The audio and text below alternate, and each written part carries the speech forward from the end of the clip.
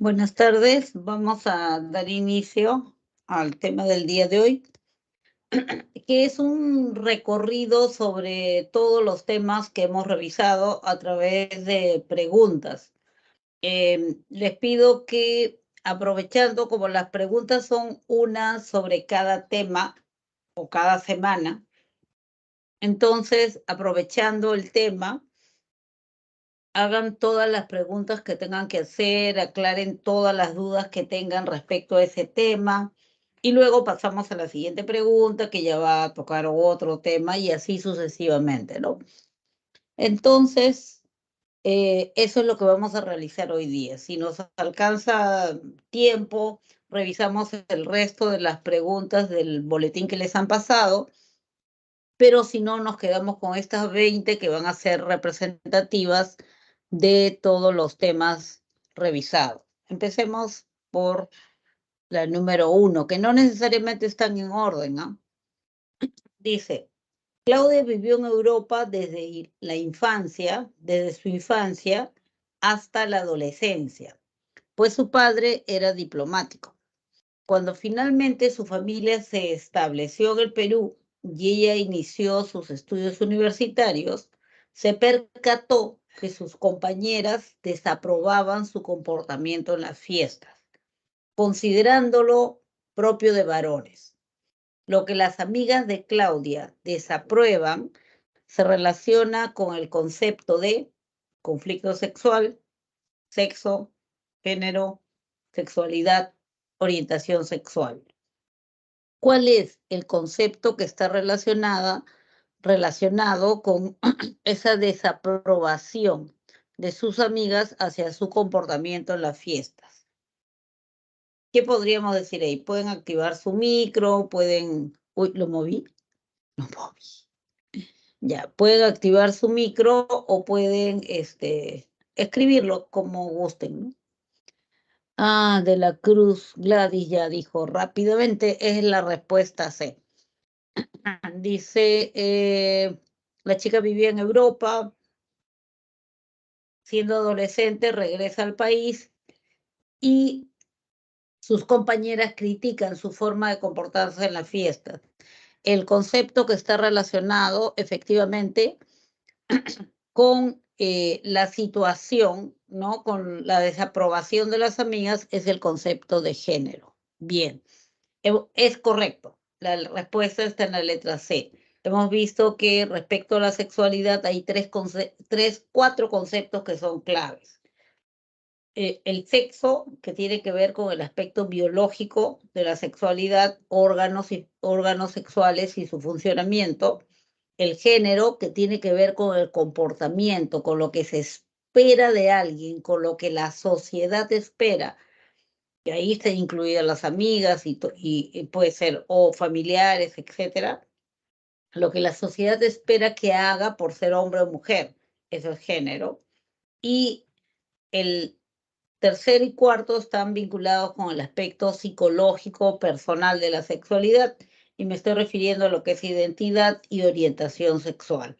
No que en el caso, bueno, no se ha tocado. Vamos al segundo tema. Dice, Rosa, que ingresó a la universidad luego de varios intentos, recomienda a su hermana que deje de repetir mecánicamente lo que le enseñan en el colegio y que trate de vincularlo con cosas familiares o que ella conozca, para poder recordarlo más fácilmente y aplicarlo cuando lo necesite. Deja de repetir, vincúlalo con algo que sea familiar para ti, con algo que tú conozcas. La recomendación de Rosa se basa en la teoría de Brunner, Bandura, Pavlov, Ausubel, Wertheimer, conocida como la teoría del aprendizaje por descubrimiento observacional, conductual, significativa y estática. ¿Qué dicen?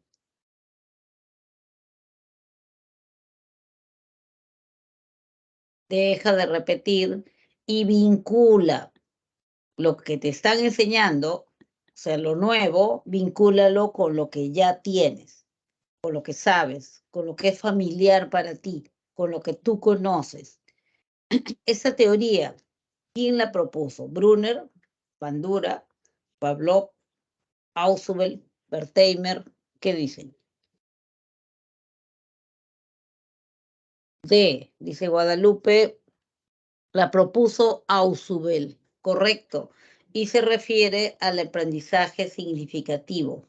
Eso es exactamente el aprendizaje significativo, vincular, establecer una relación, un vínculo entre lo que tú ya sabes, tu conocimiento antiguo, tus saberes previos, y el conocimiento nuevo. Cuando estableces el vínculo, o sea, cuando los vinculas, te aseguras de introducir este conocimiento nuevo a la memoria de largo plazo, y entonces en el momento que estás dando examen o que necesitas la información, la puedes sacar sin ningún problema. Sí, es correcto, la respuesta está en la letra D. Vamos al ejercicio número 3. Dice, Clovis es un artista marcial, o sea, artes marciales, ¿no? Que después de su entrenamiento matutino, entrena con los demás, revisa videos de exhibiciones de los campeones en su especialidad para no cometer errores durante el campeonato. Lo que él quiere es, voy a luchar y no quiero cometer ningún error, entonces voy a ver los videos, cuál es el estilo, en qué se enfatizan más, etcétera, para ser cada vez mejor, ¿no? En este caso se evidencia la presencia de la necesidad psicológica personal denominada estima, competencia, logro, afiliación, seguridad. ¿Qué dice? Hoy la moví. Moví. Allá, ahí es. Dice la letra D. Gladys con duda, Guadalupe sí. Bien firme, dice la letra D. La necesidad, claro, sí, la respuesta es correcta. Aquí la clave de repente de la respuesta correcta está aquí. La necesidad psicológica personal. Entonces, lo que yo hago o lo que yo haría es analizar, ¿esta es una necesidad psicológica personal? No, no lo es. Entonces, no es pues la respuesta. Logro es una necesidad psicológica, pero es social, tampoco. Seguridad no está dentro de la clasificación, está solo dentro de la clasificación de la pirámide de necesidades de Maslow. Uno no es. Competencia sí es una necesidad psicológica y es personal. Afiliación es necesidad psicológica, pero es social. Entonces, solo analizando los reactivos o en todo caso las alternativas, yo puedo sacar mi conclusión. Vamos a la siguiente. Dice, la autoestima. Estamos hablando ahora de la autoestima. Se manifiesta en distintas áreas de nuestra vida. Identifique el valor de verdad, verdadero o falso, de las siguientes afirmaciones relacionadas con estas áreas. Ya. Verdadero o falso sobre la autoestima. Ya. Sobre las manifestaciones de la autoestima. Dice, la autoestima se manifiesta en distintas áreas de nuestra vida. Identifique el valor de verdad de las siguientes afirmaciones relacionadas con estas áreas. Entonces acá yo diría, ya, manifestaciones. Ay, chispas. Manifestaciones en diferentes áreas de nuestra vida. Manifestaciones de la autoestima. Eso es lo que debo buscar. La sonrisa de satisfacción que exhibe Lautaro cada vez que elogian su buen rendimiento, está asociada con el área conductual. ¿De qué me están hablando? De la sonrisa. La sonrisa pertenece al área conductual o a una manifestación conductual. El enojo que siente Linus, el enojo, cada vez que le critican su impuntualidad, está relacionada con el área cognitiva. Enojo está relacionado con el área cognitiva. Las ideas pesimistas. Allá, acá, ideas pesimistas que tiene Lexter con respecto a su propio rendimiento en el curso de química corresponden al área afectiva. Entonces, tengo que ver cuál es verdadero o falso. La sonrisa tiene que ver con el área conductual, es propia del área conductual. A ver, ¿qué dicen? ¿La sonrisa será propia del área conductual o no?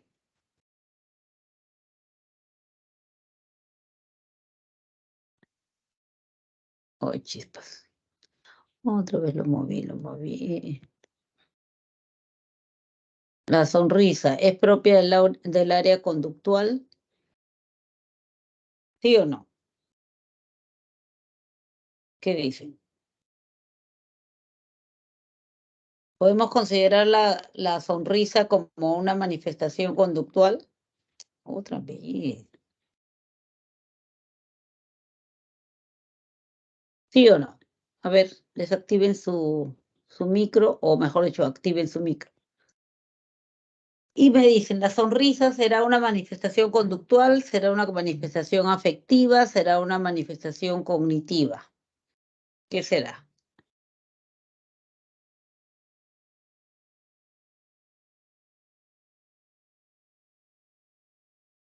¿Ah? ¿Qué dice?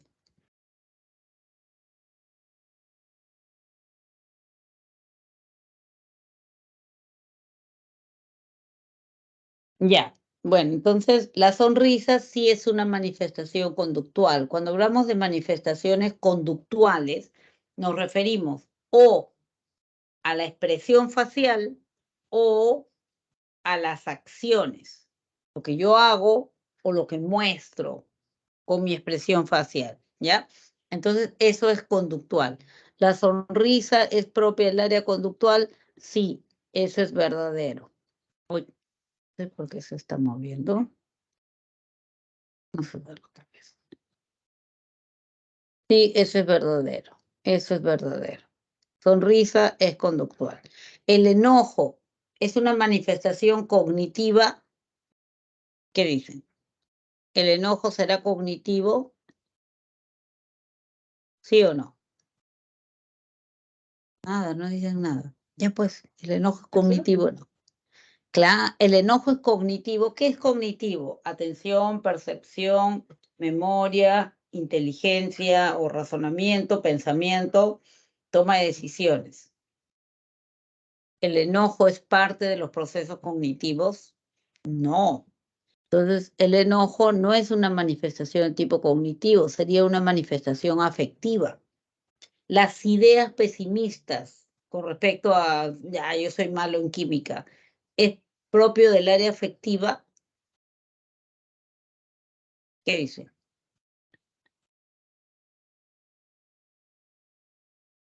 Las, Verdadero. i- las ideas pesimistas son propias del área afectiva. Si es una idea, no, yo no voy a poder, no, el curso de química no es para mí, nunca voy a poder con química. Esas ideas son propias del área afectiva. Son ideas, es pensamiento. Entonces, tampoco es verdadero. Esto tampoco es verdadero. Entonces tenemos verdadero, falso, falso. La respuesta en la letra E. Acuérdense, las manifestaciones son las mismas que hemos trabajado en emociones. Acciones y expresión facial son manifestaciones conductuales. Cognitivo es todo lo que tiene que ver con los procesos cognitivos, principalmente ¿qué? Pensamiento, pues. Puede ser una distorsión en la percepción, veo algo como peligroso y no lo es, ¿no? Eso es cognitivo, si se trata de una idea. Y las ideas en general, perdón, las emociones son parte del área afectiva. Acuérdense, el área afectiva es emociones, sentimientos, estados de ánimo, pasión. Si están hablando de sentimiento, o están hablando de estado de ánimo, o están hablando de una emoción, entonces, como el enojo, es propia del área afectiva. La respuesta correcta aquí es la letra E. Miss, Dime, lo último sería cognitivo, ¿verdad? a ver, déjame ver qué estoy haciendo acá. Ya. Lo último, claro, las ideas pesimistas es cognitivo. El enojo es afectivo, entonces por eso es falso y por eso las dos últimas son falsas. Vamos a la 6. Según la teoría del aprendizaje por descubrimiento, ahora nos están señalando una teoría en particular, el aprendizaje por descubrimiento. Aprenderemos óptimamente si como estudiantes sacamos nuestras propias conclusiones a partir de un razonamiento, una raya, o sea, un razonamiento de tipo deductivo, inferencial, inductivo, significativo, elaborativo, guiado por el docente. O sea, el profesor, el maestro de aula se convierte en un guía. En cuanto a los procedimientos a seguir para llegar a formar ¿qué cosa? Los recuerdos, los insights, los conceptos, los registros, los procesos. Según la teoría del aprendizaje por descubrimiento, aprenderemos óptimamente si como estudiantes sacamos nuestras propias conclusiones a partir de un razonamiento deductivo, inferencial, inductivo, significativo, elaborativo. ¿Qué dice David Ausubel? Que el maestro debe disponer la situación, o sea, él debe prever qué lecturas le da, qué experimentos hace, qué operaciones, qué investigaciones tienen que hacer los chicos para que ellos solos puedan luego generalizar, compartir lo investigado, trabajado, concluido y sacar sus conclusiones. Entonces, va de lo particular a lo general. De las experiencias particulares va a definir una conclusión general que vale para todo. ¿Qué tipo de razonamiento es ese?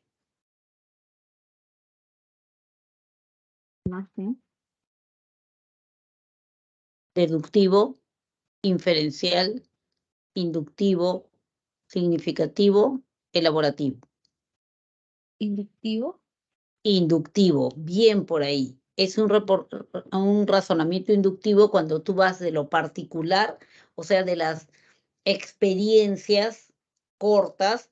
Aquí cada grupo, de repente yo decía, creo que les decía en el ejemplo, quiero que los chicos aprendan el concepto de honestidad o de honradez. Entonces les doy acá lecturas. La lectura de Juan el Honrado, de Rosita la Honrada, de Filomena la Honrada, del perrito honrado, etc. Y luego cada uno da su conclusión. ¿Qué cosa es honradez?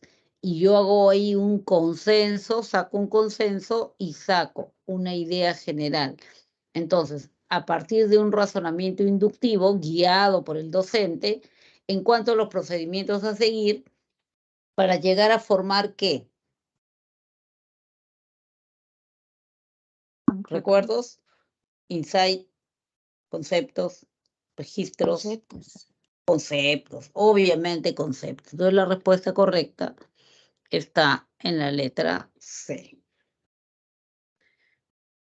Jerome Brunner apunta a eso, o sea, apunta al razonamiento inductivo. Tanto Brunner como Ausubel, ambos proponen que el maestro cambie su rol, o sea, deje de ser un depositario del conocimiento y se convierta en un facilitador del conocimiento. En el caso de Jerome Brunner, lo que dice es, él tiene que ver qué lecturas le da. Ese es su trabajo del maestro de aula.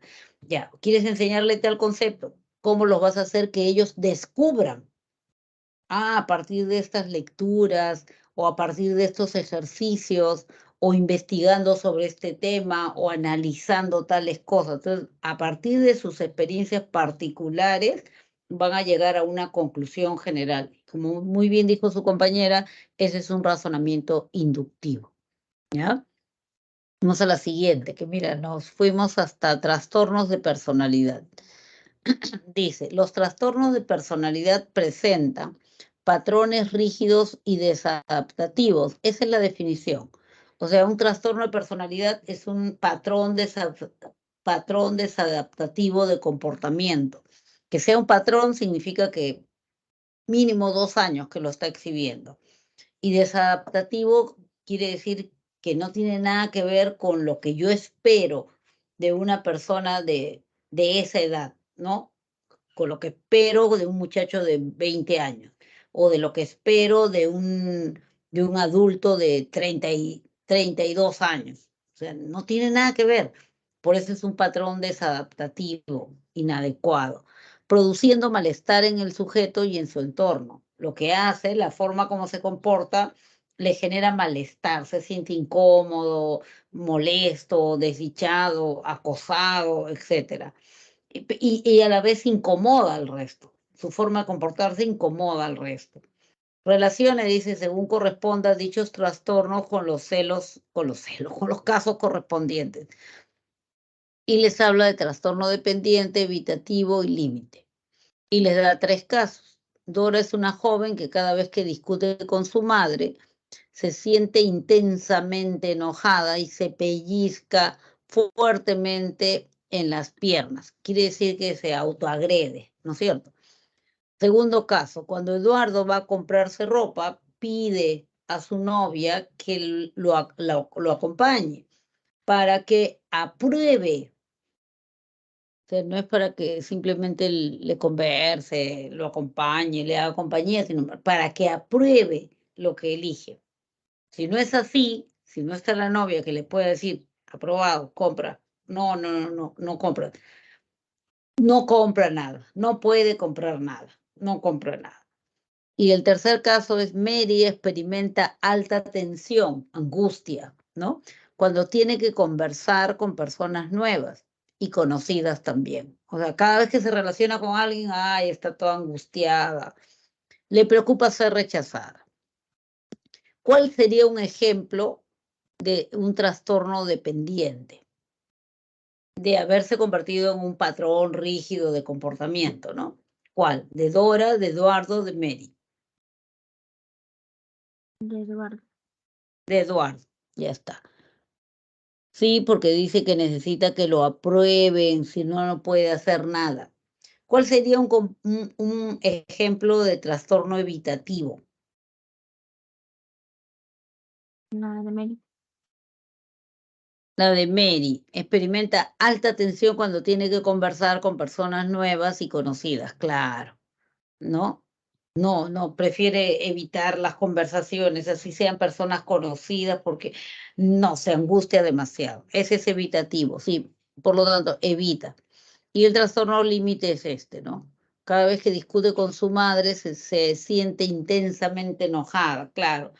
Una característica del trastorno límite o borderline es que el sujeto, si bien es cierto, puede tener periodos en los cuales está muy normal, tiene situaciones o crisis en las cuales hace la sintomatología de algún otro trastorno. En este caso, bueno, se autoagrede, no controla para nada sus emociones, ¿no? Se siente intensamente enojada, dice, pero por no golpear a su madre se golpea o se daña a sí misma, ¿no? Sí, esa es característica del límite. Tenemos 1A, 2, ay, acá es B, pues, y este es C, ¿no? Entonces tenemos 1B, 2C, 1B, 2C, 3A. La respuesta está en la letra B. Vamos al ejercicio 7. Dice, Manuel durante el examen, ya está en el examen, no puede recordar aquello que estudió. Su amigo le dice que a él le pasaba lo mismo. A mí me pasaba lo mismo, pero me sugirieron estrategias para mejorar su memoria, o sea, cuál es el tipo de memoria que tiene que mejorar él. Si estudia, sí, puede estudiar todo, pero en el momento del examen, ¿no? No se acuerda, no puede recordar. ¿Será que tiene que mejorar sus estrategias para la memoria operativa, para la memoria procedimental, para la memoria sensorial, para la memoria semántica, para la memoria episódica? ¿Cuál es el tipo de memoria que tendría que mejorar Manuel? ¿Qué dice? durante el examen, no puede recordar lo La que ha D. estudiado. ¿Cuál? La D. Semántica. Memoria, exacto. Exacto, muy bien. Lo que él debe mejorar son sus estrategias para la memoria semántica, porque la memoria semántica es la memoria del conocimiento. Semántica viene de sema, sema es conocimiento. Porque la memoria episódica es la memoria de las vivencias, de lo que tú has vivido. No es eso lo que él tiene problemas. Él tiene problemas en recordar lo que ha estudiado, ¿no? Entonces, conocimientos. Y eso es memoria semántica, la letra D. ¿Ya? Vamos a la siguiente. Dice, Adriana estuvo revisando algunos anuncios de trabajo relacionados a la carrera que tiene pensado estudiar, encontrándose que varias empresas solicitan que los profesionales en este rubro sean dinámicos, tolerantes al trabajo bajo presión, proactivos, comunicativos. Sin embargo, ella considera que sus cualidades actuales distan de estas características. Uy, no, yo estoy verde en todo eso. Referente a la vocación, ¿qué podemos decir? ¿Qué podemos afirmar? Ella ha estado revisando anuncios de trabajo y ahí se ha dado cuenta que lo que piden es que sea un profesional tolerante a la presión, ¿no? Muchas carreras piden eso, ¿ah? Que sepas trabajar, rendir bien, aún en situaciones de presión, que sea dinámica, que sea proactiva, comunicativa. Entonces ella se analiza a sí misma y dice, no, yo no soy así. ¿Qué podemos decir respecto a este caso? Actualmente su personalidad no es compatible con el perfil profesional. Segunda opción, no tiene los valores suficientes como para destacar en esa carrera. Tercera opción, sus intereses son opuestos a la demanda laboral. Cuarta opción, su talento actual no le permitirá adaptarse al plan curricular de la carrera. Última opción, la demanda laboral es insuficiente para lo que Ariana pretende. ¿Cuál podría ser la conclusión o la afirmación que podríamos emitir respecto a este caso?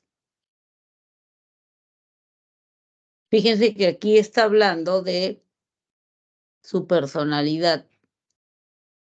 Acá está hablando de sus valores. Acá está hablando de sus intereses. Aquí habla de su talento y aquí habla de la demanda laboral. ¿Qué podemos decir?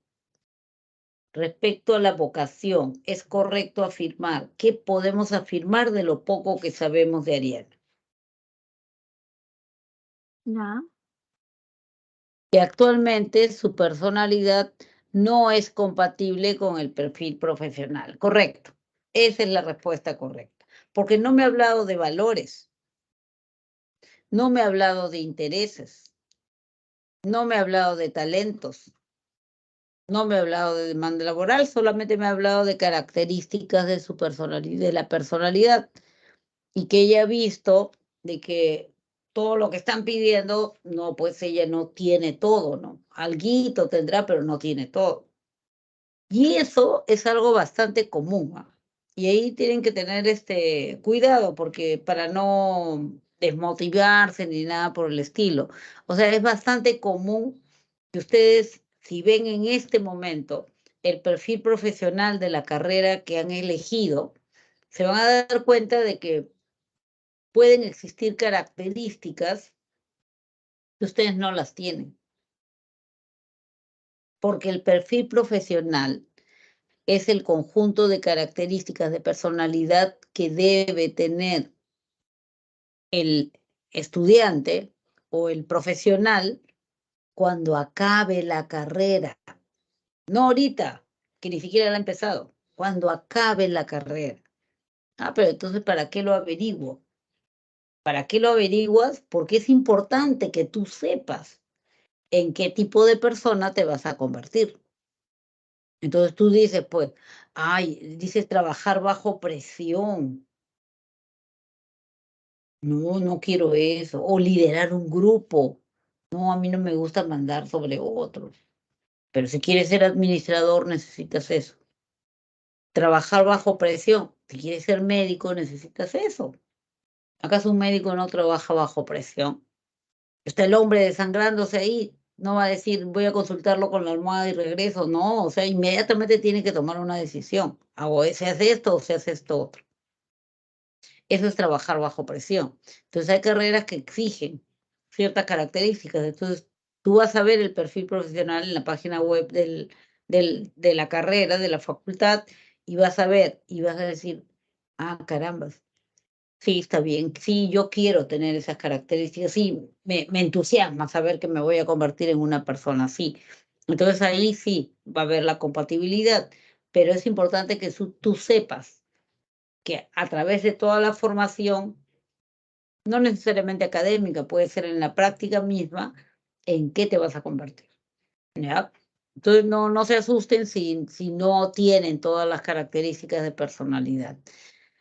Y efectivamente, como decía su compañera, la respuesta correcta está en la letra A. Vamos a la siguiente. Uy, ay, ¿qué hice, Dios mío? Ya.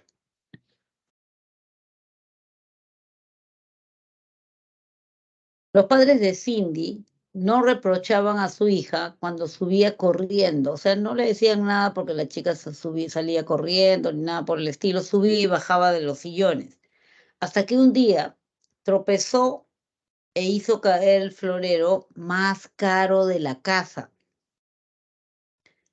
La sanción fue tan drástica que Cindy jamás volvió a correr en la sala y ni siquiera miraba al florero.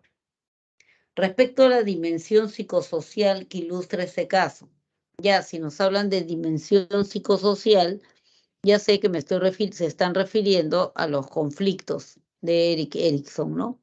Que nos habla de justamente dimensión psicosocial, ¿no? La dimensión psicosocial, además del término que prácticamente lo ha generado, ¿no? Ya. Eh, Respecto a la dimensión psicosocial que ilustra este caso, se puede referir que ella, o sea, la dimensión psicosocial, o en todo caso Cindy, se encuentra atravesando el conflicto confianza versus desconfianza, laboriosidad versus inferioridad, autonomía versus vergüenza, identidad versus confusión de roles, iniciativa versus culpa. ¿Cuál es el conflicto que debe estar atravesando esta persona, esta niña? Iniciativa versus culpa. Y sí, es exactamente iniciativa versus culpa. ¿Qué es lo que sucedió ahí, por ejemplo? Confianza versus desconfianza no es, porque confianza versus desconfianza es el conflicto del año. Año, 4 meses, ya ahí, cuando se da el apego, ahí se produce ese conflicto. Y no, pues, si tuviera un año no estaría subiendo y bajando del mueble, ¿no? Saltando en el mueble. Laboriosidad versus inferioridad es cuando el sujeto se empeña porque no quiere ser inferior a los demás. Acá el caso no muestra nada de eso. Autonomía versus vergüenza nos dice que el sujeto ya aprende a hacer cosas de manera autónoma, pero le da vergüenza si fracasa.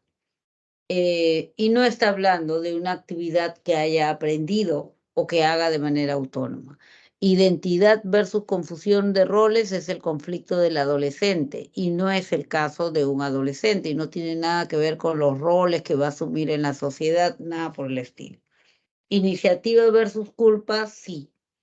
Se refiere a que el niño es capaz de hacer cosas por sí solo, que a él se le ocurre. A él se le ocurre, pues, saltar y más que los padres no le dicen nada, parecería que hasta le celebran, entonces el chiquito sigue haciéndolo, pero cuando algo le sale mal, como para que lo regañen, el haber roto el florero, se siente culpable, porque nadie le dijo, ¿quién te ha dicho que subas al mueble? No, pues nadie me dijo, lo hice por mi propia iniciativa. Mira lo que has roto. Mi culpa, culpable. El conflicto es iniciativa versus culpa. Vamos al ejercicio 10. Dice, el cerebro presenta 4 lóbulos corticales. Claro, tiene 4 partes, ¿no es cierto?, en las que se divide de acuerdo a las fisuras, especializados en procesar información de manera distinta. Claro, diferente tipo de información y procesado de manera distinta. Identifiquen la alternativa que relaciona la función de cada lóbulo con el ejemplo correspondiente. Tenemos lóbulo temporal, lóbulo parietal y lóbulo frontal.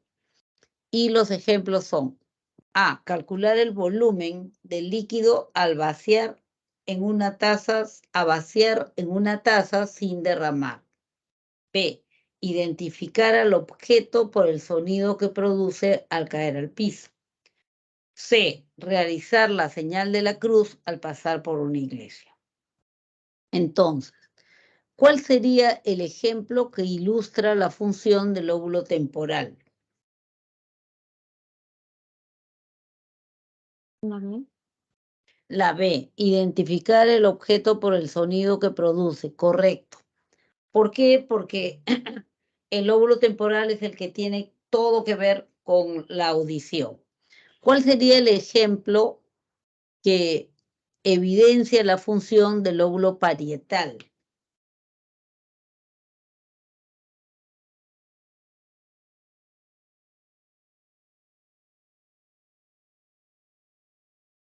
Supongamos que esté en duda y que yo no sé qué elegir. Ya, bajo al otro. ¿Cuál sería el ejemplo que ilustra la actividad del lóbulo frontal? El lóbulo frontal es un lóbulo motor. ¿Cuál es el ejemplo? La C. La C, pues. Claro. El lóbulo frontal, realizar la señal de la cruz, que en realidad es persignarse, ¿no?, al pasar por una iglesia. Entonces ya pues parietal le queda este. Calcular el volumen del líquido a vaciar en una taza sin derramar. ¿Eso es ejemplo del lóbulo parietal? Sí, porque el lóbulo parietal es un lóbulo sensorial. Y acuérdense que las sensaciones es la base para la percepción.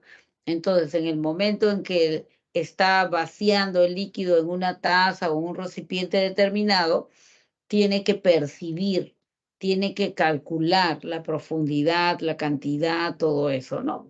Y tiene que ver con su percepción, tiene que ver con lo sensorial, con la actividad sensorial del lóbulo parietal. Vamos a la siguiente. Dice, la teoría puede ser sociohistórica, psicogenética, bifactorial, triárquica, emocional, considera que a la inteligencia como un proceso evolutivo de estructuras mentales, de simples a complejas, en la capacidad de abstracción, en donde hay un espacio, es el factor fundamental que la dinamiza y la potencia. Entonces, ya, con tranquilidad. La teoría, ¿cuál? Considera la inteligencia como un proceso evolutivo. ¿Cuál es la teoría que considera la inteligencia como un proceso evolutivo de estructuras mentales? Desarrollo intelectual es el cambio, la evolución de estructuras mentales simples a estructuras mentales cada vez más complejas, cada vez más complejas. ¿Qué teoría es esta? Sociohistórica, psicogenética, bifactorial, triárquica, emocional. ¿Puede ser la B? Puede ser la B. La teoría psicogenética, sí, es la teoría psicogenética, porque como su nombre lo indica, es una teoría que habla de la génesis del psiquismo. Es la teoría de Piaget. Piaget lo que dice es, la inteligencia se desarrolla a medida que las estructuras mentales se construyen y se reconstruyen para equilibrar estas. ¿Y cómo lo equilibra? Porque de repente viene un conocimiento y ya está, desequilibró la estructura mental. Entonces, ¿qué hace? Rompe esta estructura, construye otra donde incluya lo nuevo. Entonces, constantemente lo que está haciendo es construir y reconstruir estructuras mentales. De estructuras mentales simples a estructuras mentales cada vez más complejas, ¿no? Y dice Piaget que este proceso de evolución de las estructuras mentales es algo que se produce de manera espontánea, no necesita algo en particular, no necesita relacionarse con otras personas, por ejemplo, basta con que interactúe con su ambiente, con el entorno, con lo que le rodea. Entonces, y que la secuencia que va a seguir, no las edades, sino la secuencia, el orden que va a seguir la evolución, es predecible. Es tan predecible que puede señalar él las etapas por las que va a pasar. ¿Y por qué es predecible? Porque es algo genéticamente determinado. Es una prolongación de la embriogénesis. Entonces, es algo que se va a dar simplemente. ¿Por qué? Por la maduración. ¿Qué es la maduración? La maduración es la evolución espontánea del organismo, de la parte física. Entonces, la maduración viene a ser el factor fundamental que va a dinamizar y potenciar a las estructuras mentales. Entonces, bien, como su compañera lo dijo, la respuesta correcta está en la letra B. Miss, Vamos a ¿puede hacernos recordar, porfa, las otras alternativas que queda ahí? ya, la teoría sociohistórica es la teoría de Lev Vygotsky. Lev Vygotsky también es un psicólogo constructivista, o sea, también habla de estructuras mentales, pero él dice de que para que la evolución, la transformación, él habla de transformación de las estructuras mentales, se dé, necesita el sujeto relacionarse con los demás. Es un psicólogo ruso. Entonces, la socialización es para él algo muy importante, la interacción social.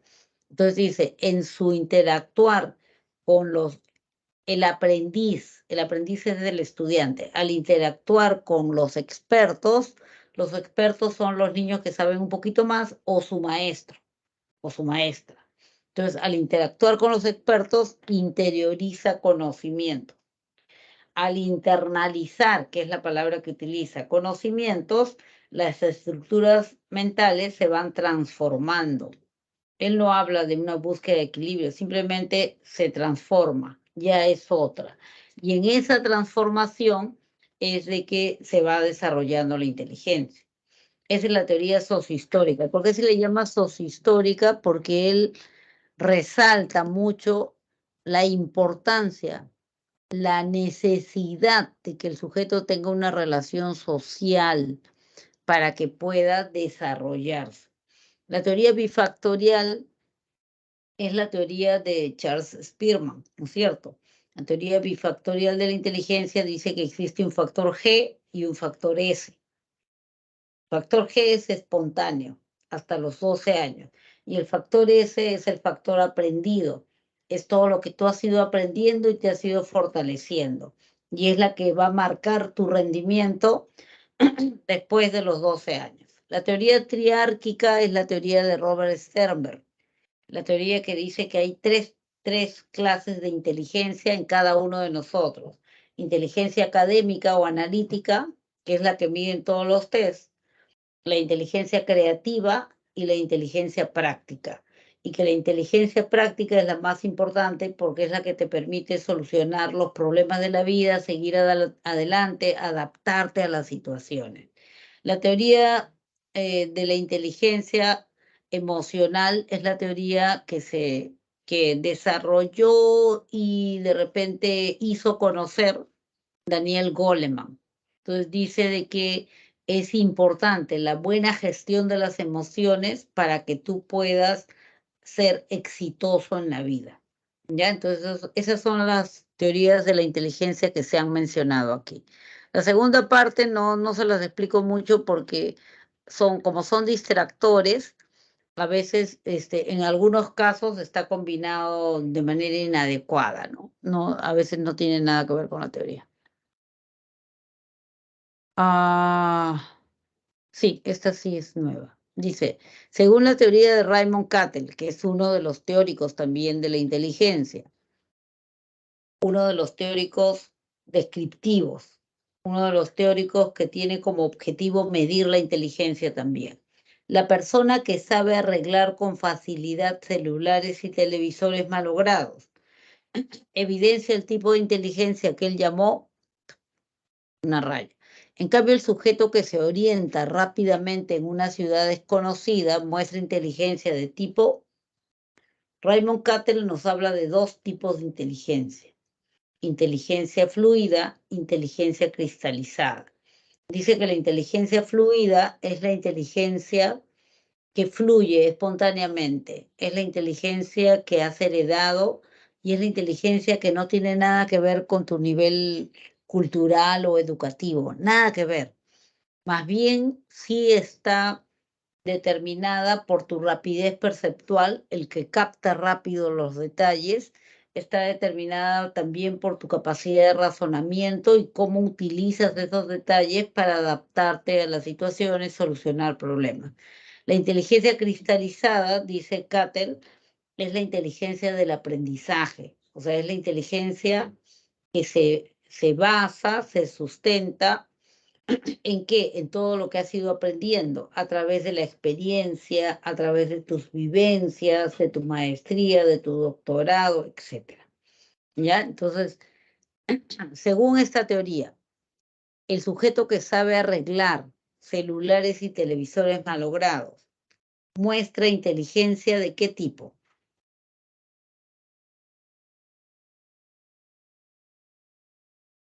Cristalizada. ¿Cuál? Cristalizada. Cristalizada. Muestra inteligencia cristalizada porque ha tenido que aprender cómo arreglar un celular, un televisor, aunque haya sido con la práctica, no importa. Lo aprendió con la práctica, pero lo aprendió, su experiencia. En cambio, el sujeto que se orienta rápidamente en una ciudad desconocida, por acá debe ser tal cosa, fíjense, yo creo que esto por aquí, o sea, me adapto rápido, capto los detalles, saco mis conclusiones. Muestra inteligencia de tipo Fluida. fluida, pues. Y la respuesta está en la letra C. Acá, en la letra C. Cristalizada primero, fluida después. Vamos a la número 13. Dice, los principios organizativos de la percepción visual, también llamados leyes de la percepción, fueron aportes formulados por los teóricos de la Gestalt. O sea, es un aporte de la Gestalt, su trabajo de la Gestalt. Relacione estas leyes con los casos presentados que mejor ejemplifiquen sus características. Pero vamos a ver. Acá está la ley de totalidades perceptivas, figura, fondo y semejanza. Y veamos qué dice, ¿ya? Los casos. El cambio a color jade de la camiseta del árbitro generó que los jugadores lo confundan con uno más de su equipo. Segundo caso. Las nubes de Huaraz son bien tupidas. Al desplazarse, parecería que éstas adquieren formas de animales. Uy, un osito, mira, no, un jaguar, etc. Al entrar al cine, lo primero que vemos es la pantalla. Sin embargo, si alguien se para frente a nosotros, la pantalla pasa a segundo plano. ¿Cuál de los tres casos, ejemplifica mejor la ley de totalidades perceptivas? La C. ¿Qué es la ley de las totalidades perceptivas? A ver, denme una pista.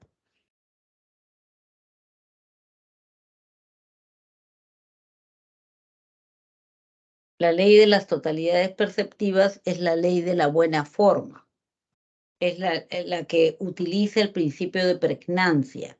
Quiere decir, yo cada vez que percibo, le doy buena forma a lo que percibo, sea con los ojos, con el oído, con las manos, lo que sea, pero yo le doy buena forma. ¿Y qué significa buena forma? Una forma entendible, una forma fácil de memorizar, una forma simétrica de acuerdo al caso. Entonces, y eso es automático porque es una ley, o sea, cada vez que percibo, yo le doy una buena forma a lo que percibo. Leí gran oferta, pero ahora que lo vuelvo a leer, y pues no habían, y qué curioso, no le habían puesto el techito a la T, pero yo leí oferta, sin problema. No, o sea, yo le di la buena forma. Ya. ¿Cuál ejemplifica la ley de totalidades perceptivas? La B. La B, pues, claro. Yo le doy la forma. ¿De acuerdo a qué? A mis conocimientos sobre los animales, eso es lo que hacen que yo le dé la forma de animales. Entonces yo le di la forma de algo conocido. Mira un osito, mira un venado, ¿no? Entonces yo le doy la buena forma. ¿Cuál es el ejemplo, la A o la C, que ejemplifica figura-fondo? En toda percepción, los estímulos se C. organizan en dos: los que resaltan la figura y el resto de la misma modalidad sensorial, el fondo. La C. La C, pues, claro que sí. La C. Entro al cine, lo primero que llama mi atención, la pantalla. Pero sin embargo, si alguien se para delante mío o delante de la pantalla, ya eso llama mi atención. O sea, cambia. Figura-fondo es algo intercambiable. Y bueno, como semejanza ya queda pues el cambio a color jade de la camiseta del árbitro, se cambió a color jade y probablemente todo el equipo tenía más o menos un color similar. Ha generado que los jugadores lo confunden con uno más del equipo. Claro, ¿por qué? Por semejanza, porque su camiseta tiene un color semejante a la de uno de los equipos. Entonces tenemos 1B, 2C, 1B, 2C y 3A. La respuesta está en la letra D. Vamos a la 14.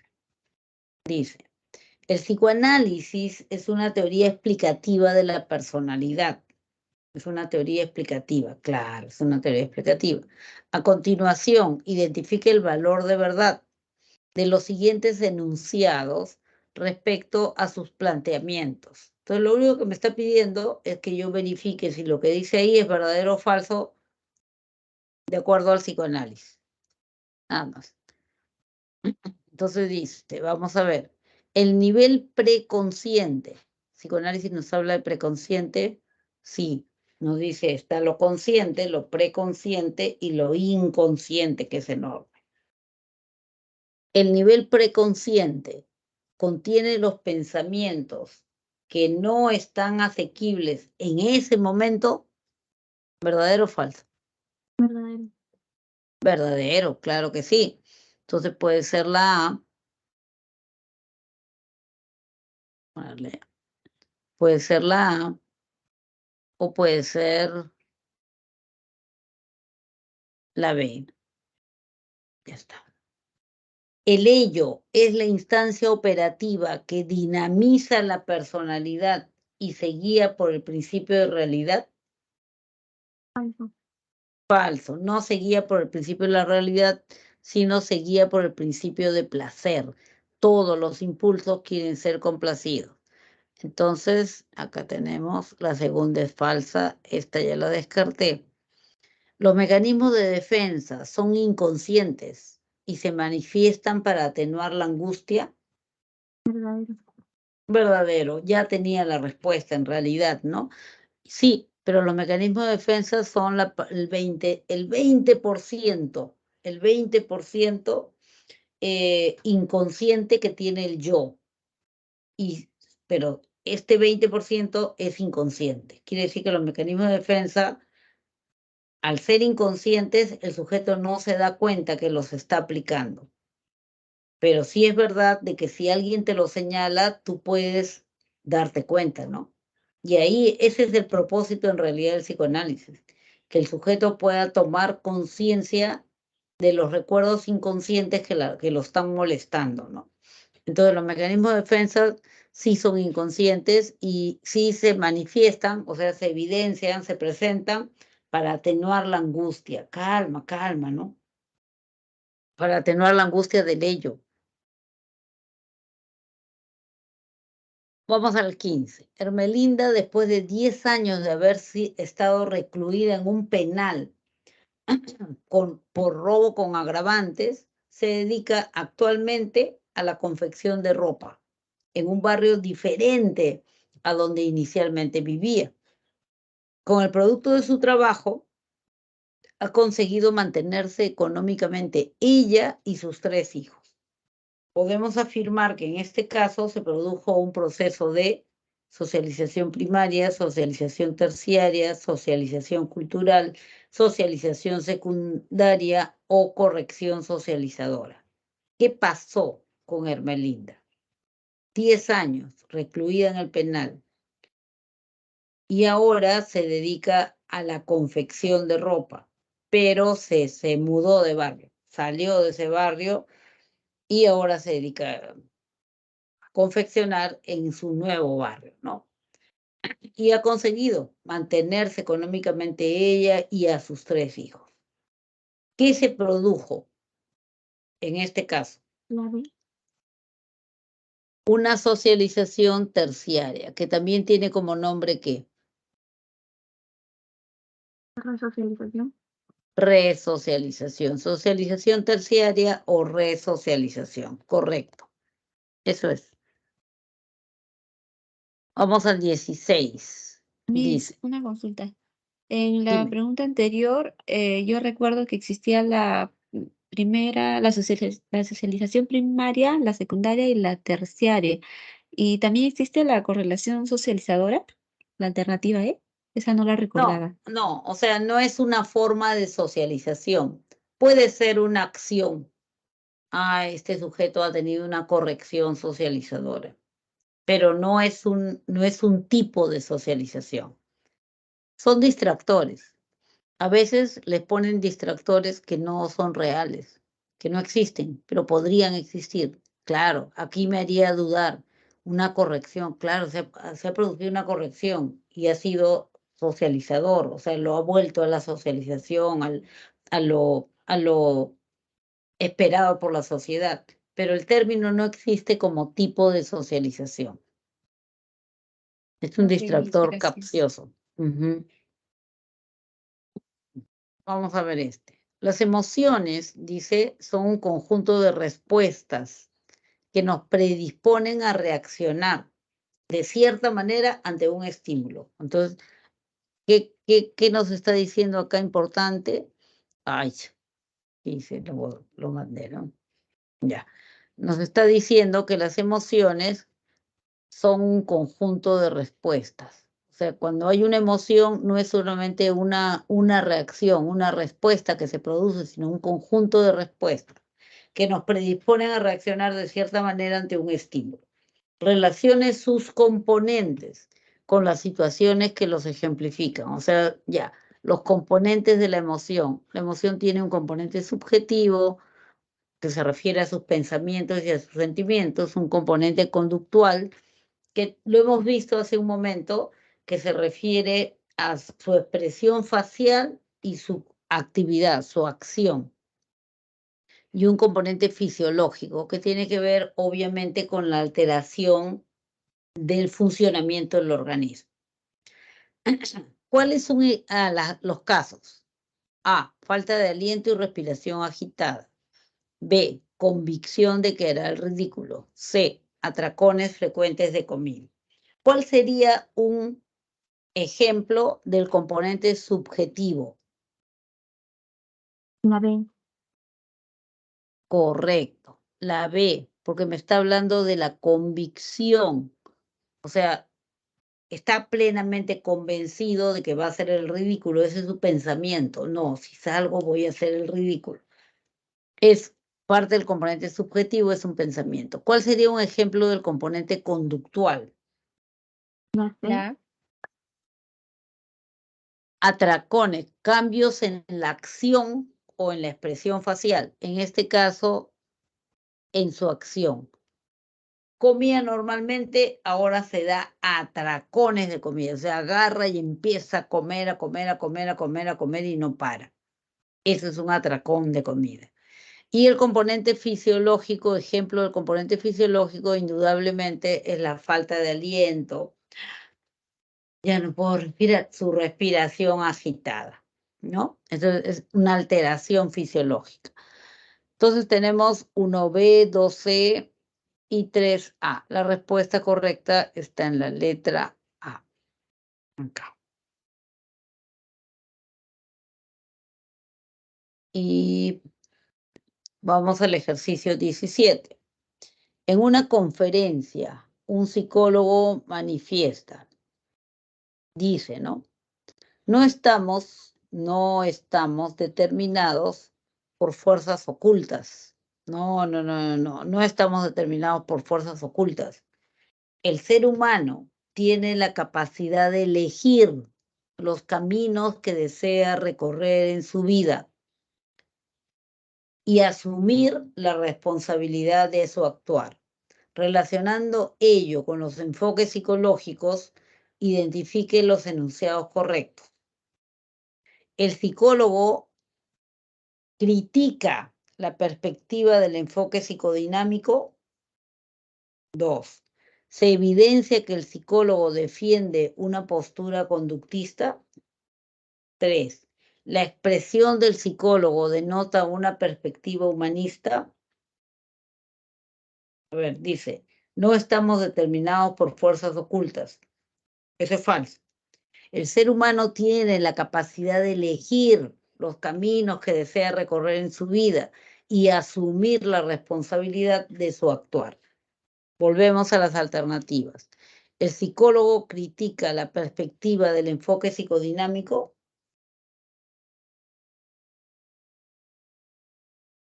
¿Qué dice? ¿Sí o no?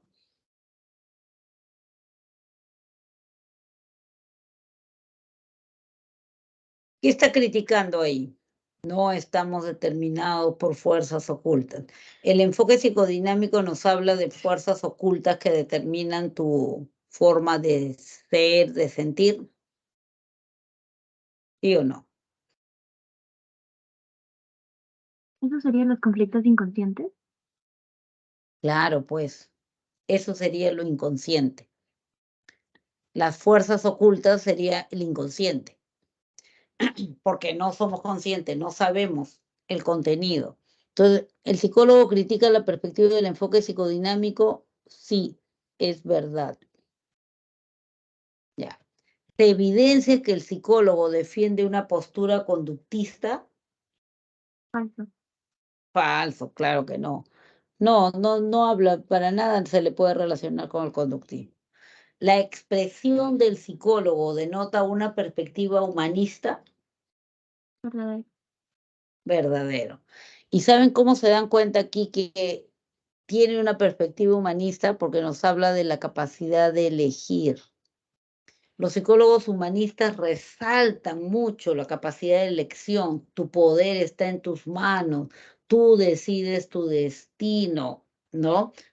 Ellos mucho acentúan la capacidad de elección del sujeto por el solo hecho de ser humano.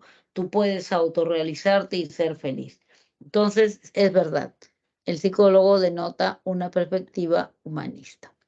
Entonces tenemos que los enunciados correctos son el 1 y el 3. Y eso Miss, ¿cómo está... dijo lo del enfoque psicodinámico? El enfoque psicodinámico es el enfoque psicoanalista. Es lo mismo, tómalo como un sinónimo. Entonces, el enfoque psicoanalista dice de que la dinámica del aparato psíquico está determinada justamente por el inconsciente, o sea, por todo lo que hay en el ello. ¿Y qué hay en el ello? Las pulsiones, que son los impulsos, los recuerdos infantiles, que es todo lo que te pasó de 0 a 3 años, y los recuerdos traumáticos, aquellas situaciones difíciles que has atravesado y que ahorita te juro que no me acuerdo, te juro que no me acuerdo, está en el inconsciente. Entonces, todo eso, tú no eres consciente que lo tienes ahí guardado en el inconsciente, pero todo eso es lo que va a determinar, dinamizar, darle movimiento a tu aparato psíquico. Entonces, estamos determinados por fuerzas ocultas, sí sería algo que diría un psicólogo psicodinámico o psicoanalista. Esas fuerzas ocultas es del inconsciente.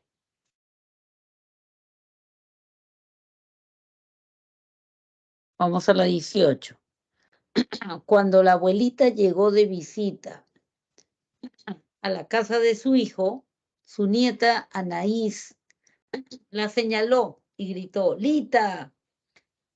La otra nieta, Rose, expresó, mamá, Lita llegar a casa. En relación a lo anterior, podemos afirmar que las nietas se encuentran en los estadios del lenguaje, denominados, a ver, ¿en qué estadio se encuentran estas nietas? La primera dijo, señaló y dijo, Lita, ¿en qué estadio estará? Telegráfica, holofrásico, explosión del lenguaje, holofrásico, prelingüístico. Lita, ¿en qué estadio se encuentra? Holofrásico. Holofrásico. Entonces puede ser la B o puede ser la D. Cualquiera de estas dos puede ser. La segunda dijo, mamá, Lita llegar a casa. Habla telegráfica. Habla telegráfica. No, las alternativas eran habla telegráfica o explosión de lenguaje. Pero no, en el habla telegráfica es donde se ve que la oración construye oraciones sintácticamente bien construidas, pero sin conectores. O sea, no dice, mamá, la abuelita Lita ha llegado a la casa. No usa artículos, no usa conjunciones, no usa preposiciones, nada. ¿Por qué? Porque no lo entiende, no entiende la función que cumplen estas palabritas. Entonces, ella usa palabras que tienen significado en sí mismas, los sustantivos, los verbos, adjetivos, tienen significado en sí mismos, ¿no? Entonces, efectivamente, como dice su compañera, la respuesta está en la letra B. Vamos a la siguiente.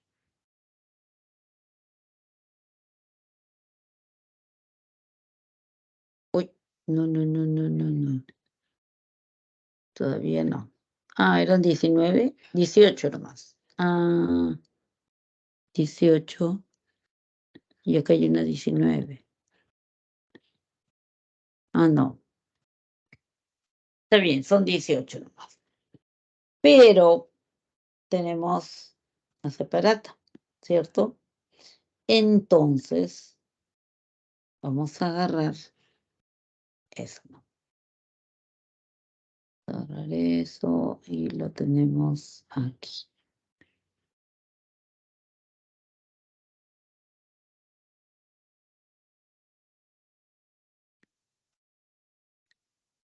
Ya está. Tenemos acá ya. Entonces, ¿qué dice ahí en la separata? A ver, vamos a agrandarlo un poquitito.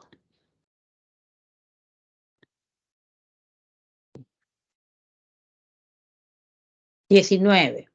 Ya. Considerando la teoría triangular del amor. ¿Quién escribió esa teoría? ¿Se acuerdan?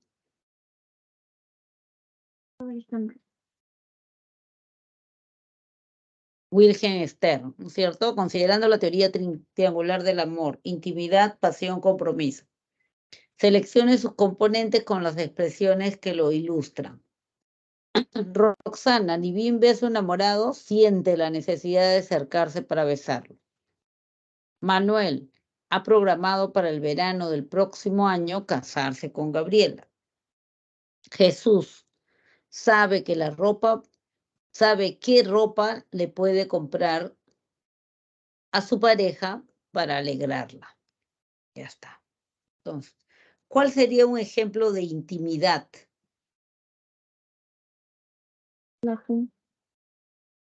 La C, Jesús sabe, claro, conoce sus pensamientos, sus sentimientos, conoce todo, ¿no?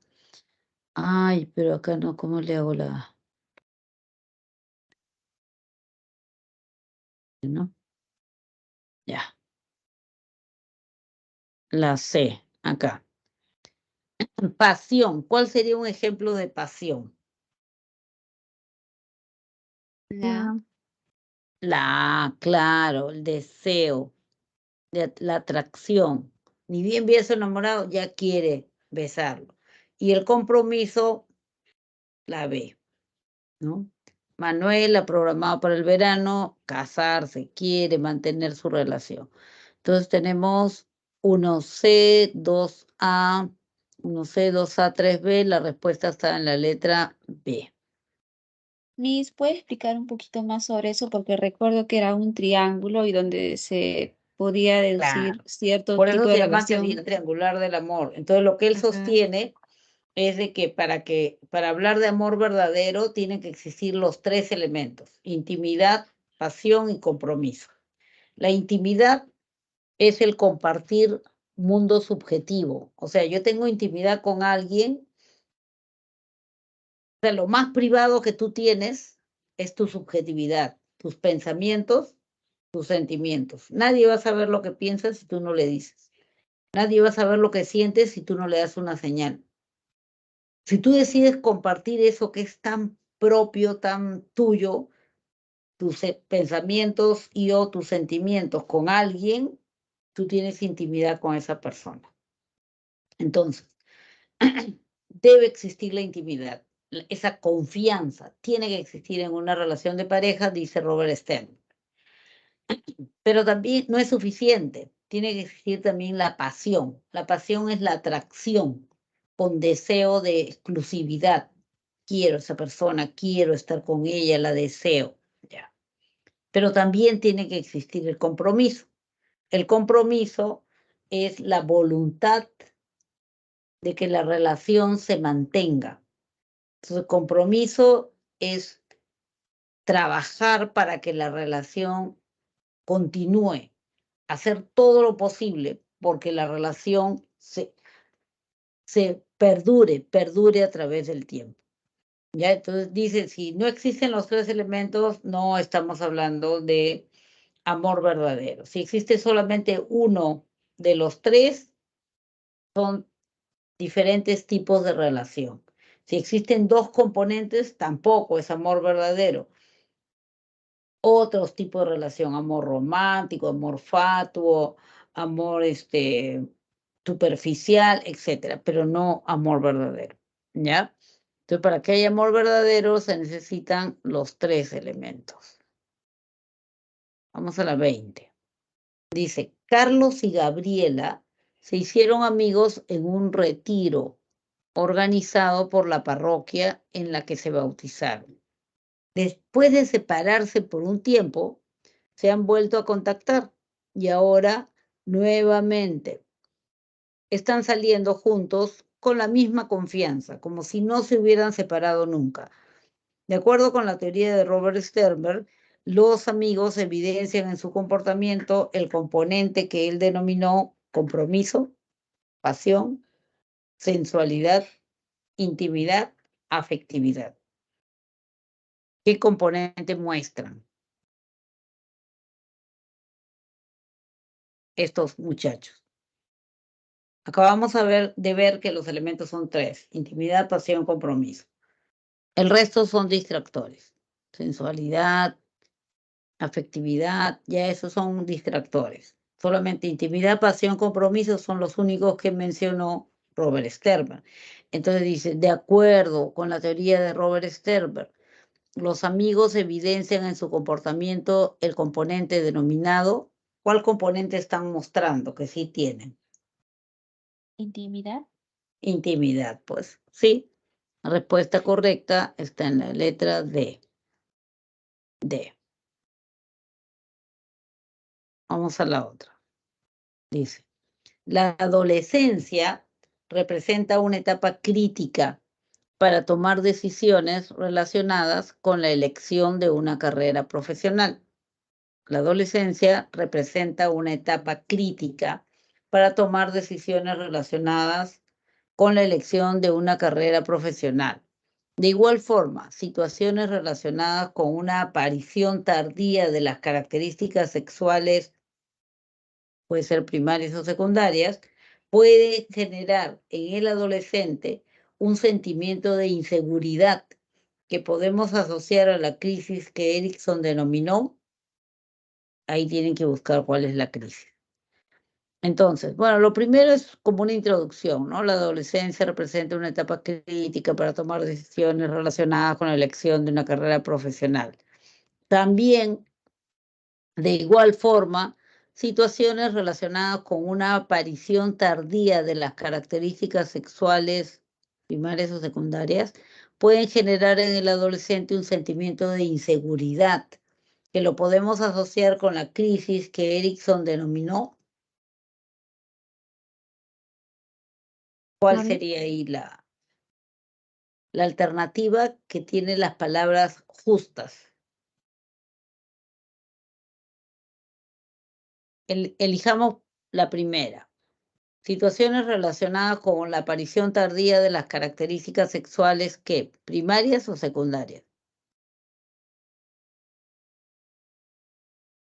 ¿Cuáles son las características sexuales que aparecen y están a la vista? ¿Cuáles son? ¿Las primarias o las secundarias?